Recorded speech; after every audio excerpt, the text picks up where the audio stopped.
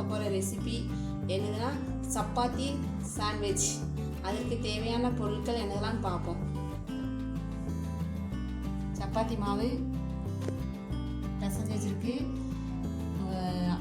3 பெரிய தக்காளி, 2 பெரிய பல்லாரி வெங்காயம், புதினா இலை, மல்லி இலை நறுக்கி வச்சுருக்கேன், 2 முட்டை, 1/2 டீஸ்பூன் சீரகம், தேவையான உப்பு, 1/4 டீஸ்பூன் மஞ்சள் தூள், 1 டீஸ்பூன் வத்தல் தூள், 1/2 டீஸ்பூன் மிளகுத்தூள், 1 டீஸ்பூன் இஞ்சி பூண்டு விழுது.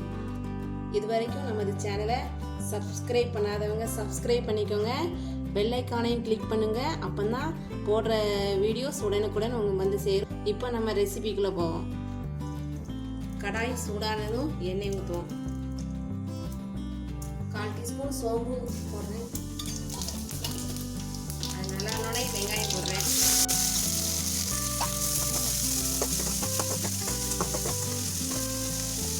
வெங்காயம் வதங்குறதுக்கு கொஞ்சம் உப்பு போட்டுக்கிறேன்.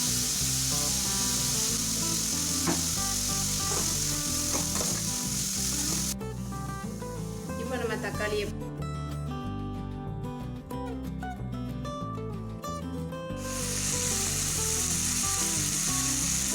போட்டுக்கிறேன். அப்போ ஏற்கனவே உப்பு போட்டேன், பத்தாதுன்னு போட்டுக்கிறேன். இப்போ நம்ம வத்தல் தூள் போட்டுருவோம், மஞ்சள் தூள், சீரகத்தூள்,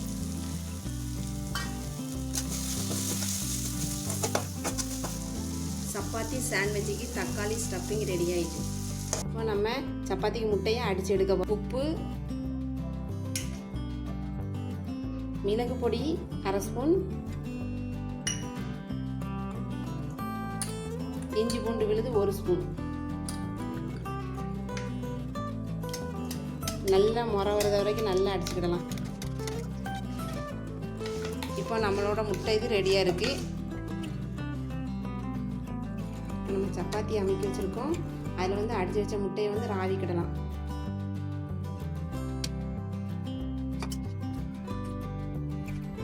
அடுத்து நம்ம தக்காளியை வதக்கி வச்சுருக்கோம்ல, அதை வைப்போம்.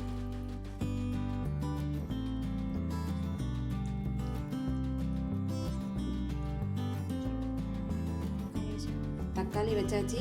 இம்மா அதுக்கு மேலே இன்னொரு சப்பாத்தியை வைப்போம்.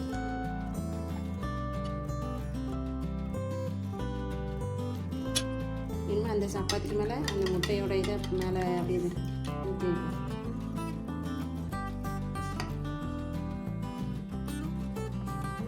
இதுக்கு மேலே இனி புதினா, மல்லி இலை, புதினா,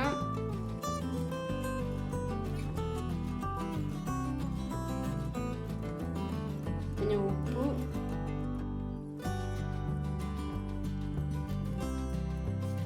கொஞ்சம் முட்டையும் அது மேலே அப்படியே ஊற்றி விடுவோம்.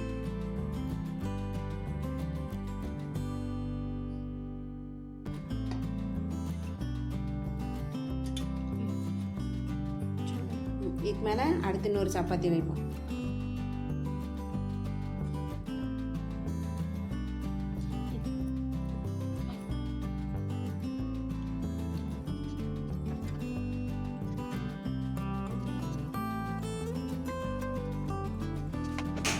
இப்போ நம்மளோட சப்பாத்தி ரெடியாக இருக்குது.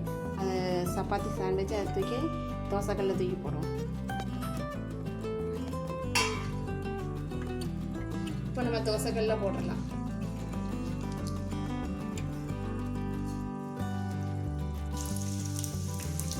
இப்போ நான் பரட்டி போடுறேன்.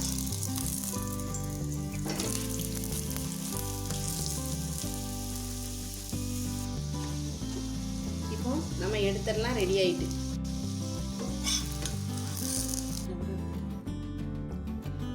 இப்போ நம்மளோட சப்பாத்தி சாண்ட்விச் ரெடியாக இருக்குது. இப்போது நம்ம சப்பாத்தி சாண்ட்விட்சு ரெடியாக இருக்குது. அதில் நல்லா புதினா இலை, மல்லி இலை, இஞ்சி பூண்டு விழுது, மிளகு, முட்டை கலந்தது, தக்காளி எல்லாம் சேர்ந்துருக்கனால நல்ல டேஸ்ட், நல்ல ருசியாக இருக்கும். நீங்களும் செஞ்சு பாருங்கள், உங்களுக்கும் பிடிக்கும். சப்ஸ்கிரைப் பண்ணுங்கள், லைக் பண்ணுங்கள், ஷேர் பண்ணுங்கள்.